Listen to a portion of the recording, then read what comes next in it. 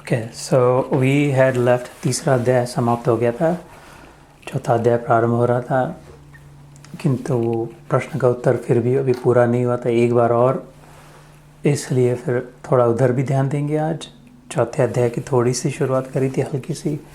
और आज नवरात्रि है, सबका अभिनंदन, सबको, सब माताओं को प्रणाम, विशेषकर नवरात्रि का। या देवी सर्वभूतेषु मातृरूपेण संस्थिता, नमस्तस्यै नमस्तस्यै नमस्तुभ्यं नमो नमः। ये देवी माता जो है, प्रमुख उसका स्वरूप क्या, मातृ रूपेण संस्थिता, माता के रूप में जो विराजित है।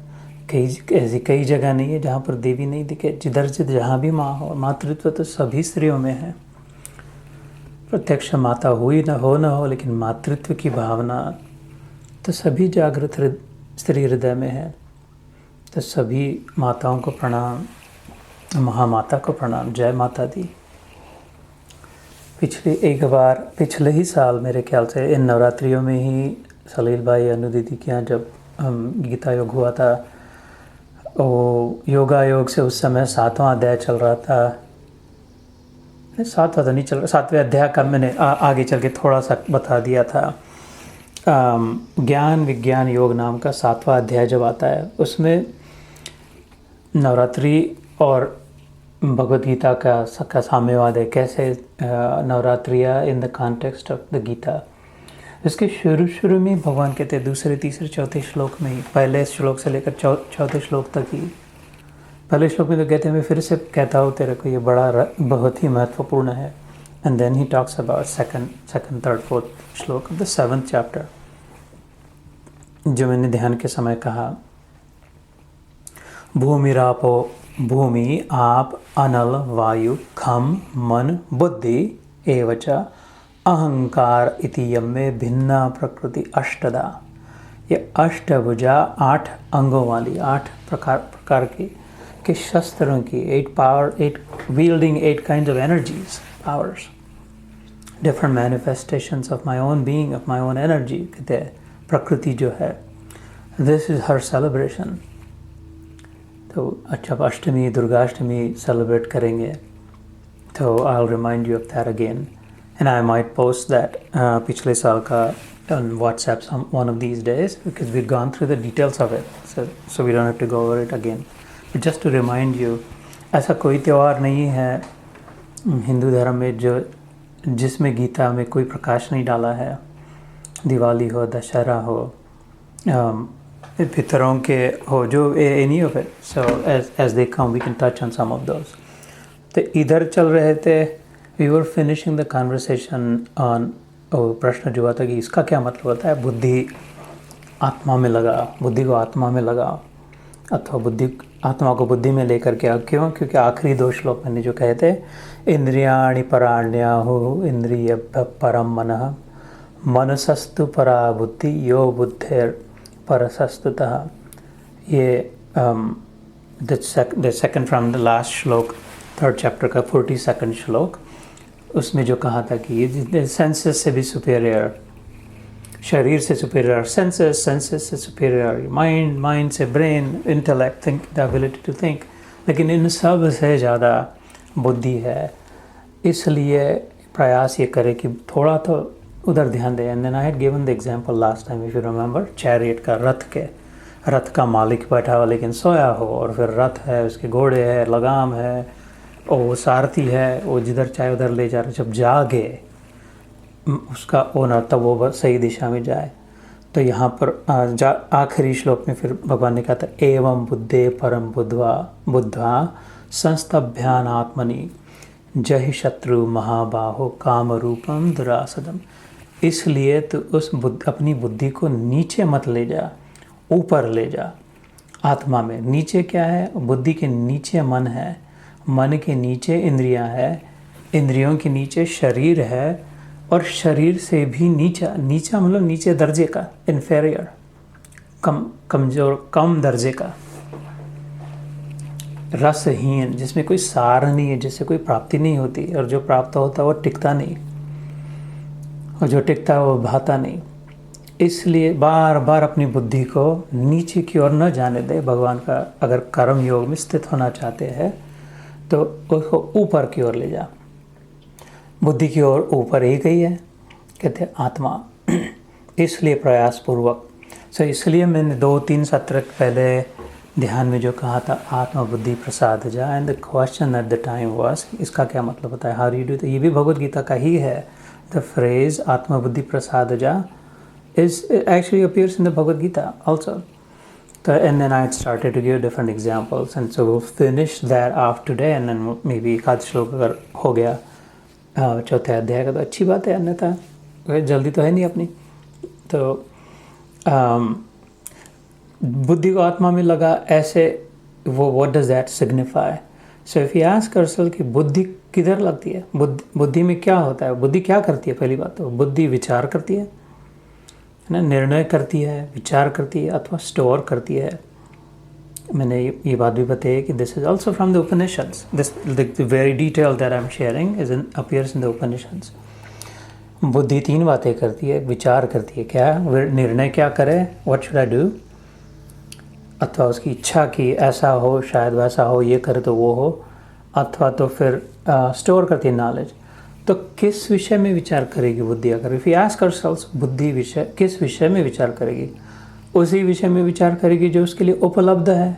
Whatever is available for it to process, it's just a processing unit, है ना। बुद्धि जो हमारी है, अकल जो है, the intellect, the brain, it's just a processor. जैसे कंप्यूटर में प्रोसेसर होता है, it will process whatever is fed to it, whatever is in it. उसके अपनी कोई प्रेफरेंस नहीं है कंप्यूटर के, no no no no not today, just let's go on some other website or do something else today. No, computer will process whatever is inputted into it. ऐसे ही हमारा जो computer है, super computer, it will process whatever is inputted into it. तो बुद्धि वही विचार करेगी जो मन में होगा, because मन, हमारा mind is that conduit which feeds, जो खिलाती है बुद्धि को। अभी चलो लो इसका विचार करो, लो अभी उसका विचार करो, लो अभी ये निर्णय, इसके विषय में निर्णय करो, ये लो इसको ठीक हो तो स्टोर कर लो, आगे काम में आ जाएगा नॉलेज के रूप में। तो बुद्धि का अपना कुछ, बुद्धि खुद तो अकल है लेकिन बुद्धि को अपनी अकल नहीं है। The brain, the intellect is intelligent but it doesn't have it's intelligence for its own, for itself.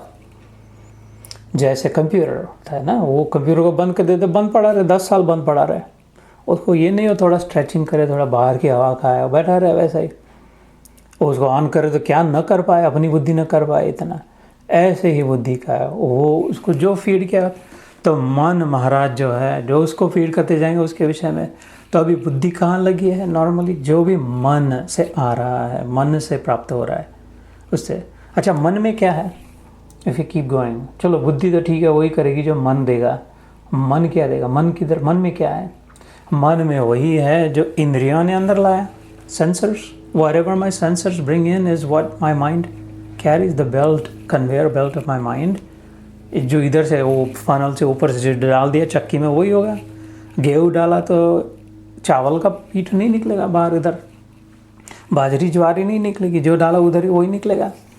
तो 5 फनल हो, उसमें से अलग अलग डाले तो मिक्स निकलेगा, चक्की है वो। तो ऐसे ही मन इधर ही है जिधर इंद्रियां जाए। इंद्रिया क्या है, हमारी आंखें, हमारे कान, नाक, जिह्वा, त्वचा।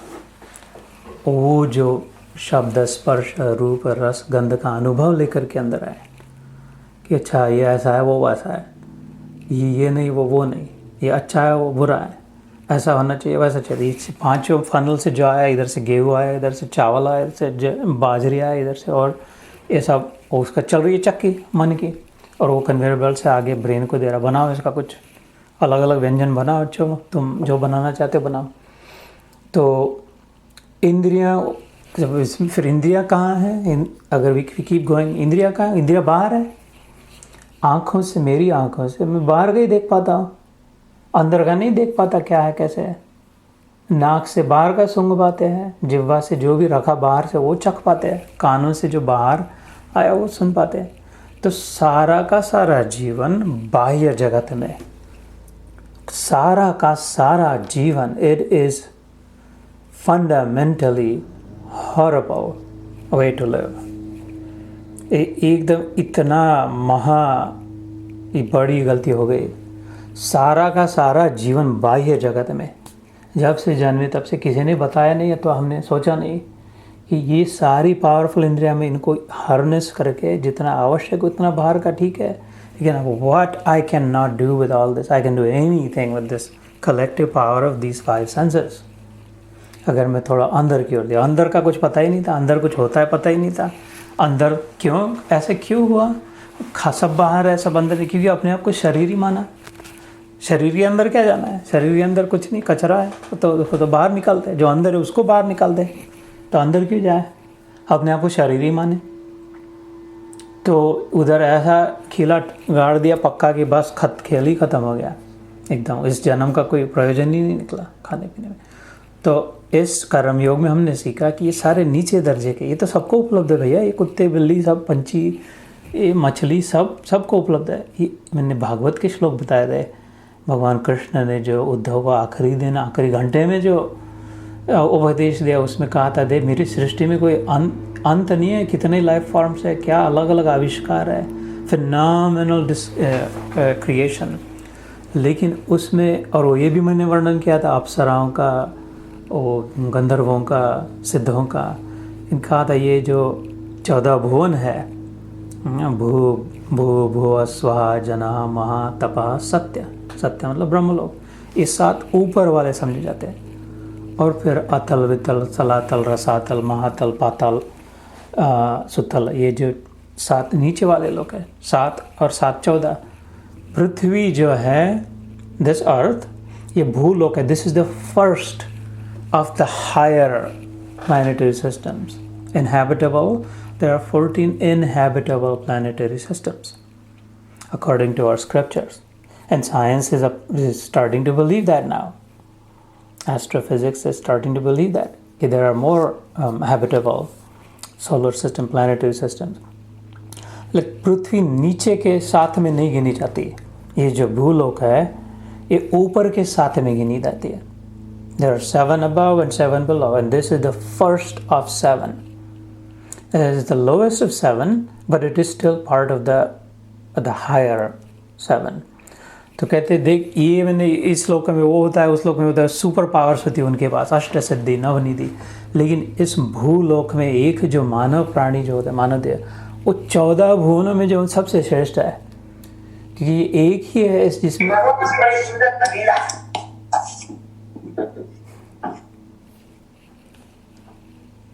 क्योंकि ये एक ही है जिसमें ये अपने बारे में सोच सकता है। They all other can only look outside and think of the outside world.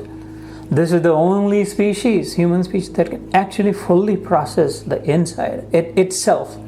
It can comprehend itself. इसलिए भगवान कहते हैं कि मैं इसको सबसे श्रेष्ठ possibilities are the greatest in this life form, human form. तो उद्धव पूछते हैं कि अच्छा, that's wonderful, लेकिन so why is that so important? Why is that such a big deal? इसका महत्व क्या है? ये पहले बात मैंने बताई हुई है, इस ग्रुप में भी बताई और ग्रुपों में भी, लेकिन because of its significance I must remind you. भगवान कहते हैं इसकी बिग डील ये होती है भैया मेरे, कि उसके नेक्स्ट स्टेप में वो मेरे को जान लेता है।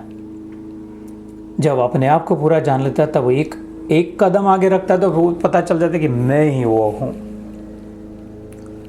वो अलग नहीं और दूसरा कोई है ही नहीं कहीं। इसलिए there is none like this.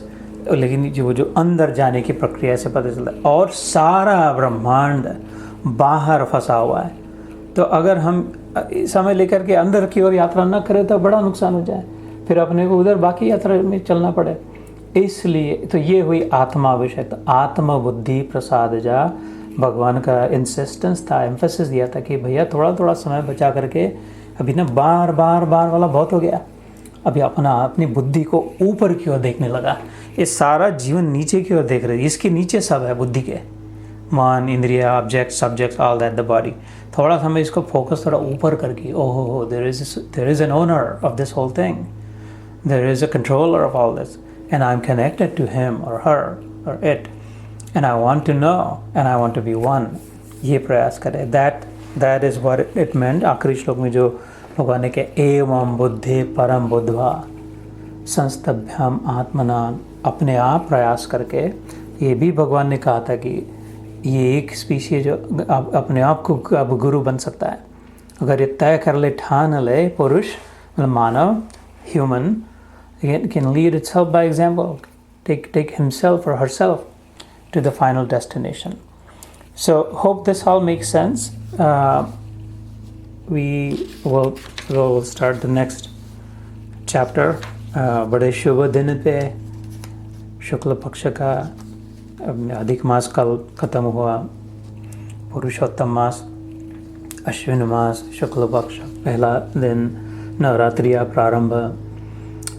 There is untold glory of these days. माता के आशीर्वाद, the power, उसकी शक्ति। खाली ज्ञान के कोई उपयोग नहीं, शक्ति नहीं हो तो बिल्कुल, ये तो कितने उदाहरण, 100 उदाहरण देके सिद्ध हो सकता है।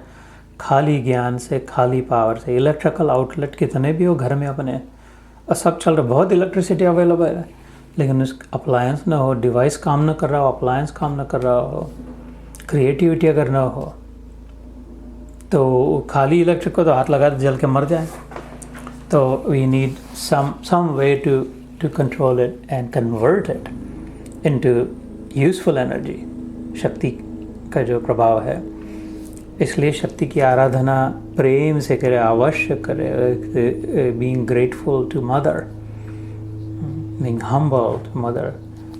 हर बच्चे का अपना कर्तव्य माता के सामने नतमस्तक हो। फिर से एक बार याद दिलाए, अपने शास्त्रों में तैत्तरीय उपनिषद नाम के उपनिषद में आता है, जो वेदों से चला है। तो इसका मतलब ये वेदों में आता है मातृदेवो भव, पहला आया।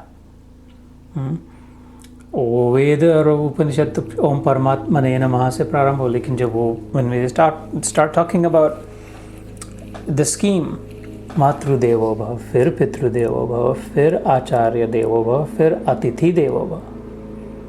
अपनी माता को प्रणाम है, अपने पिता को प्रणाम है, अपने गुरु को प्रणाम है, और जो भी अतिथि हो, आया हो, आगंतुक हो, whoever is present right now, whoever else is present, और जो कोई भी है, सबके सामने विनम्र हो। तो द पॉइंट हियर वाज, बड़े सुंदर दिन शुरू है नवरात्रियों के, वो should all celebrate. The best celebration is to go within. बाहर से आरती तो करे, जागरण तो करे, ढोल तो बहुत बजाए, भजन करे, जितना कर सके, लेकिन थकाए नहीं अपने आप को। ये कैसा जागरण हुआ जो ऑलरेडी जो जागरण, जीवन भर जागरण हुआ, लेकिन नींद में भगवान ने उस जागरण को दूसरे अध्याय में नींद कहा।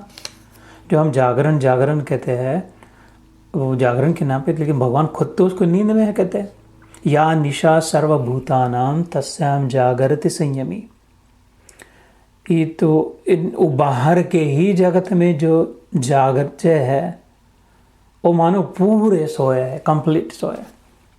सच्चा जागृत कौन होता है? उसी श्लोक में आगे कहते हैं दूसरे अध्याय में, पश्यतो मुने। जो जागृत कौन है?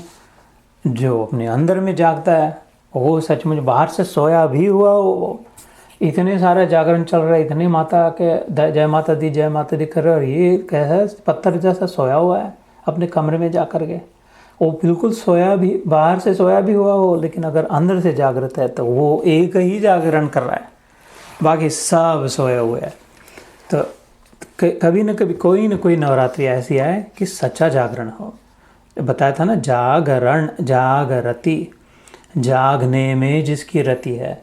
खाली आंखें सुखाकर, गला सुखाकर, वो तो शरीर को, तो आगे चल के भगवान छठे अध्याय में कहेंगे, आत्मसंयम योग में बेचारे कहते हैं उनको भगवान, दया से कहते हैं बेचारे। वो ये नहीं जानते कि मेरे को तकलीफ दे रहा है। भगवान खुद कह रहे हैं गीता में छठे अध्याय में, क्योंकि मैं उनके अंदर हूँ, जो भी वो अनुभव उस शरीर को दिलाते वो मेरे को लेना पड़ता है, मैं ही कर रहा हूँ। वो अहंकार में मूढ़ आत्मा, वो फूल हिप्नोटाइज, वो अपने आप को समझते हैं शरीर, but they don't realise that I am suffering, I am tortured. खाए नहीं, पिए नहीं, उल्टा टंगे, कुछ नहीं करे, सुखा दे। Why do you do that? God says in the 6th chapter, there's no need to moderation. युक्त आहार विहारस्य युक्त चेष्टस्य कर्मसु युक्त स्वप्न अवबोधस्य योगो भवति दुःखः इस द श्लोक इन छठे अध्याय में जो है कि रेगुलेटेड मॉडरेटेड जो बराबर है वो, ये तो नियम तो अवश्य पाले, पत्ते जो दिनों में जो नहीं खाना चाहिए नहीं खाए, जो नहीं करना चाहिए जो करना चाहिए वो तो बराबर उसके लिए, इसीलिए युक्त का मॉडरेटेड रेगुलेटेड अप्रोप्रिएट फिटिंग जो हो। लेकिन एकदम ही अपने कुछ घुस गया खोपड़ी में, उससे ही हो गया, और वो कुछ थोड़ा सा हमें रस मिल रहा है, अच्छा लग रहा है लेकिन थके जा रहे हैं। ऐसे ही तो होता है जो कुत्ते के सामने हड्डी डालते हैं तो दिन भर 12 घंटे एक हड्डी को चबाता है क्योंकि रस मिलता है उसको, और अब पता ही नहीं चलता कि रस उसका अपना खून है, शरीर को सुखा करके, शरीर को तकलीफ दे करके, तो वो डॉक्टर के पास ले जाना पड़े उस, तो हड्डी में रस नहीं है, रस तो अपना ही आ गया। तो अपना रस एक बार डूबे तो पूरा जागृति हो जाए। तो माता तो बिल्कुल प्रसन्न होनी है, माता का तो वही आशीर्वाद है। अर्जुन जब दुविधा में था, युद्ध के पहले शिव जी की पूजा करते थे। अर्जुन गुड़ाकेश नाम था उनका, गुड़ाक मतलब शिव जी, ईश, शिव जिसके ईश है, ये तो उसका मित्र था, इसकी पूजा वूजा नहीं करते, इसको भगवान नहीं मानता था, सब वो तो साथ में बैठते थे, खाते थे, लेकिन वो शिव जी की पूजा करते थे और कृष्ण भगवान कहते थे बराबर कराया है कर, ठीक है। तो लेकिन युद्ध के पहले बहुत अपने पाशुपत्यास्त्र रहिए, वो शिव जी की पूजा में रत, तो भगवान ने जाके उसको समझाया, भैया थोड़े वो माँ की भी पूजा कर। कृष्ण अर्जुन को बताते युद्ध के पहले, दुर्गा माता का आशीर्वाद ले तू युद्ध के पहले, उसके आशीर्वाद की ज़रूरत है, वो तो, और वो देना चाहती है आशीर्वाद, सबको देना चाहती है, माँ है वो। कभी किसी बच्चे को न मिले ऐसा नहीं, उसके कब हो ही नहीं सकता, वो तो देने की मूर्ति है। लेकिन you have to pay attention, you have to go see your her child. तो फिर अर्जुन उसकी आराधना करते हैं देवी माता की, और देवी प्रकट होती है, प्रसन्न होती है। वो शिव जी ने आशीर्वाद दिया तो देवी का आशीर्वाद नहीं है, ऐसे तो हो ही नहीं, दो तो अलग है ही नहीं। फिर भी प्रकट होकर के आशीर्वाद देती है और मुस्कराती है।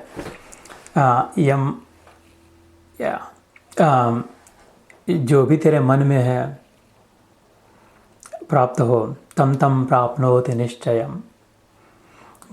माँ कहती है तेरे मन में जो भी हो तेरे को प्राप्त होगा, और कहते कहते मुस्कराती है। तो मुस्कराई क्यों?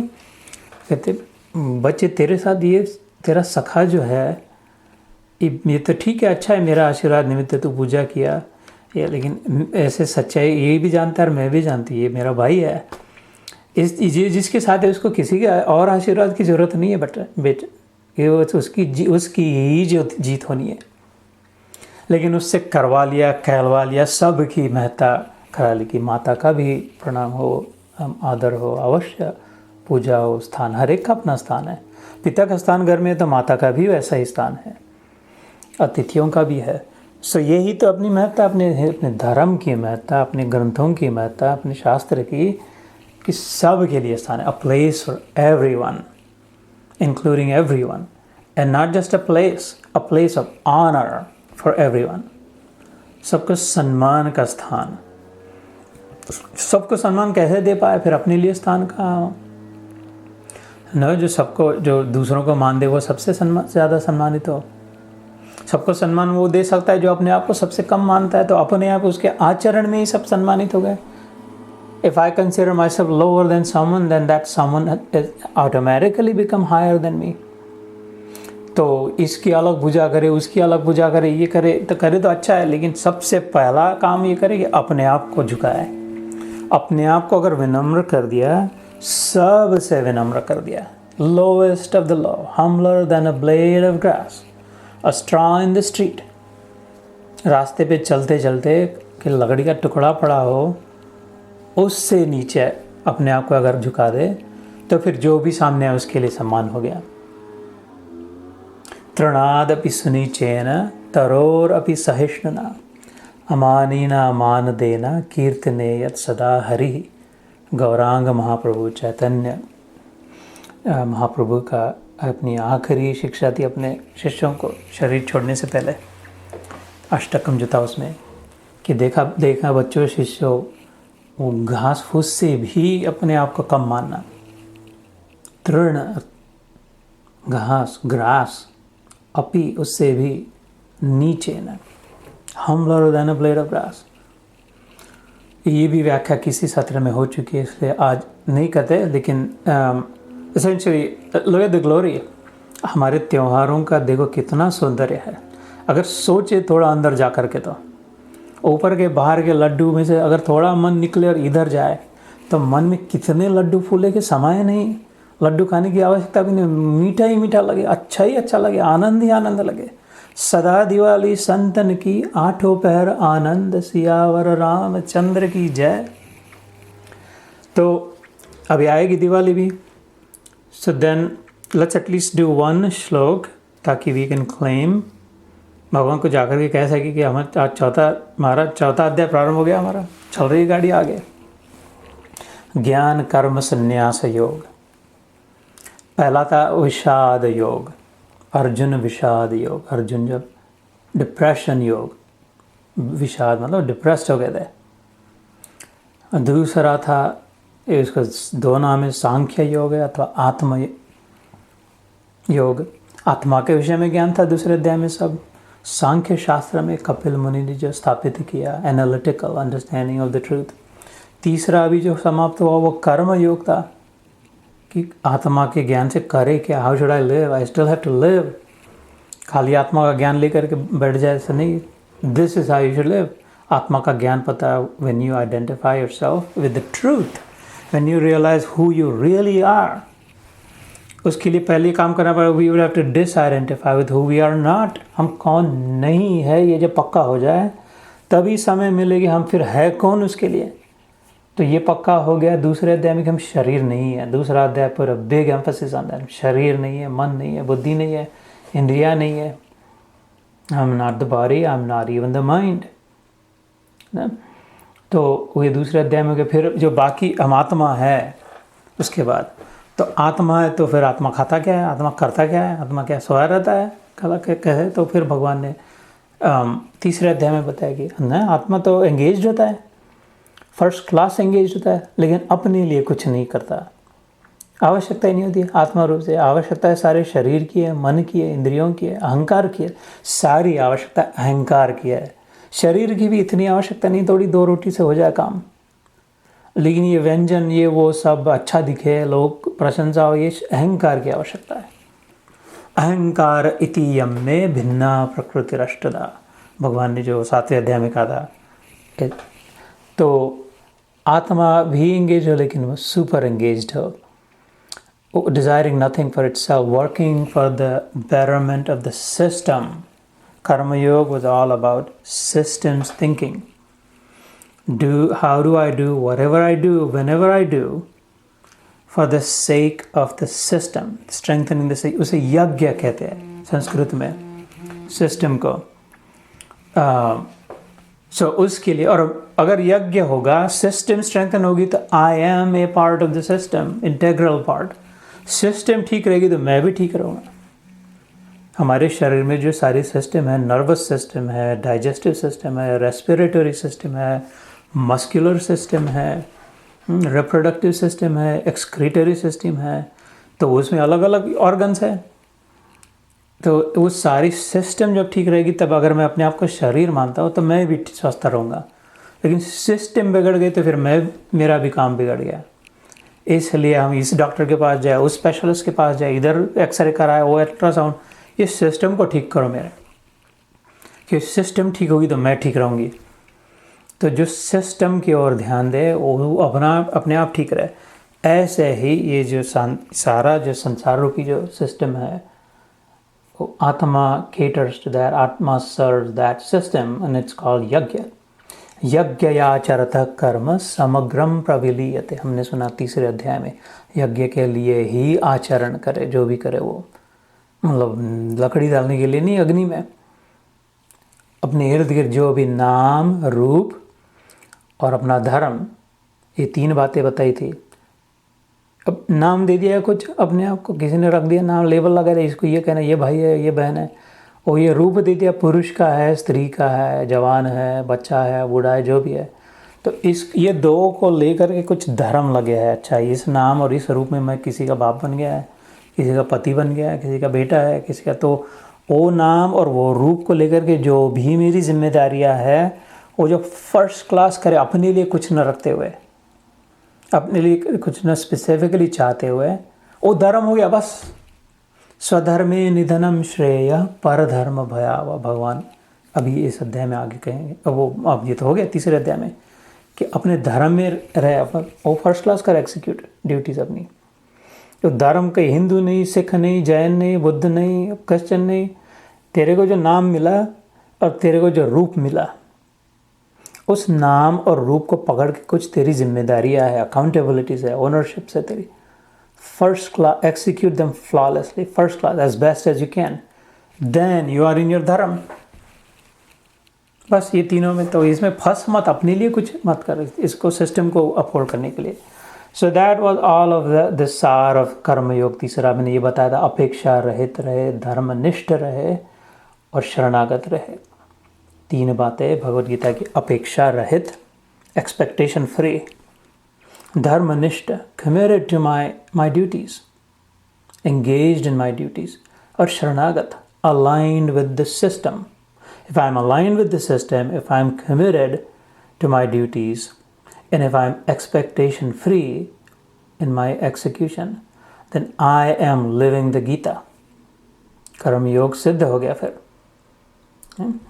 So ये यहाँ पर भगवान कहते हैं, अथ चतुर्थोऽध्यायः श्री भगवान उवाच। मतलब ये चौथा अध्याय ऐसा है, श्री भगवान जी ने उवाच मतलब कहना शुरू किया, भगवान कह रहे हैं। उवाच मतलब कह रहे, अगले बार भगवान की शायद होगी, हमने भी may have discuss what does भगवान मीन। भगवान भगवान कह देते, व्हाट डज इट मीन। तो श्री भगवान बोले, मैंने इस अविनाशी योग को सूर्य से कहा था। पहले की बात कर रहे, सूर्य ने अपने पुत्र वैवस्वत मनु से कहा, और मनु ने अपने पुत्र राजा इक्ष्वाकु से कहा, हे परंतप अर्जुन, इस प्रकार परंपरा से प्राप्त इस योग को राज ऋषियों ने जाना, किंतु उसके बाद यह योग बहुत काल से इस पृथ्वी लोक में लुप्त प्राय हो गया। एवं परंपरा प्राप्तम इमं राजर्षयो विदुः, सकाले नेह महता योगो नष्ट परंतप। सहजता से भगवान ने कह दी ना, ये सब जो पता था बार बार ऐसे ही करना पड़ता है। इसी अध्याय में आएगा फेमस, यदा यदा हि धर्मस्य ग्लानिर्भवति भारत। भगवान कहते हैं कि ये ऐसे ही गड़बड़ होती है यार। फिर से मैंने कितने युगों पहले सूर्य को पता है, जो इनहैबिटेबल प्लैनेट्स का जो मुखिया होता है, चीफ होता है, उसे सूर्य कहते हैं। यहाँ पर जीव रह सकता है, उसका जो प्रमुख होता है उसे सूर्य कहते हैं। तो कहते हैं, I started with that, I imparted this knowledge to the chief, he then gave it to his progeny Manu, who then passed it down to his progeny in the Ikshvaku वंश, ancestry में। ऐसे करते करते, लेकिन hand me down करते हुए जैसे फट जाता है, फिर गुम हो जाता है, कहते धीरे धीरे लुप्त प्राय हो गया। फिर से इतने युग हो गए था, नहीं तो पहले कोई प्रॉब्लम नहीं रहता था ऐसा, लेकिन अभी हो रहा है क्योंकि भूल गए लोग। यहाँ तक हमने आज का किया, इमं विवस्वते योगम प्रोक्तवानम अहम अव्ययम। So we will go through this slow down, और अगले बार इसको करेंगे धीरे धीरे और आगे बढ़ेंगे। तो बराबर समय हो गया अपना, समय से गाड़ी शुरू हुई, समय से time we must honour if we want to be honoured in time. जय श्री कृष्ण।